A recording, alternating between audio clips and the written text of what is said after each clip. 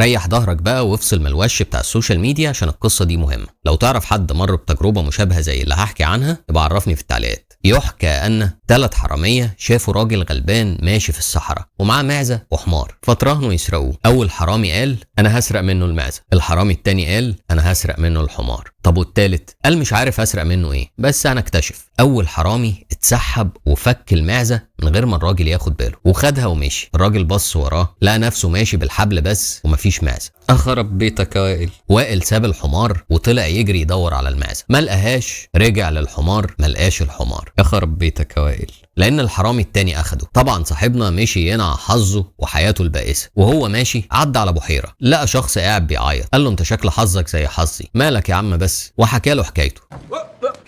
الراجل رد عليه قال له انت مشكلتك عبيطة جدا، انا كان معايا كيس ذهب وجيت اشرب وقع في المية واللي هيجيبهولي هديله نصه. صاحبنا قال له طب ما تنزل انت، قال له ما انا بخاف من المية وما بعرفش اعوم، اعمل كده انت واديك نص الذهب. ولان صاحبنا خسران كتير وعايز يعوض باي شكل قلع ونزل المية وفضل يدور. تخيل لقى ايه؟ ما لقاش حاجة طبعا. طلع للراجل لا لقى الراجل ولا لقى الهدوم، لان ده كان الحرامي الثالث زي ما انت استنتجت. القصة دي يطلع منها شواهد كتير، لكن الخلاصة والشاهد في الفيديو ده ان كل مرة تخسر فكر في اللي ممكن تخسره اكتر، هتلاقي نفسك هديت شوية. واعرف ان التشنج في الازمات بيحولها لازمات اكبر. وكمان افتكر ان الحكمة مش انك تعرف الفرق بين الخير والشر، دي في الغالب سهلة وواضحة، لكن الحكمة والأصعب إنك تعرف تفرق بين أقل الشرين أو أقل الضررين وتقدر تتقبل الخسارة عشان تتجنب خسائر أكبر. وفي نظري ما أعتقدش إن حد عاقل يقدر يدعي إن هو وصل لفلنكات الحكمة دي، لكن أدينا بنحاول. فكر فيها.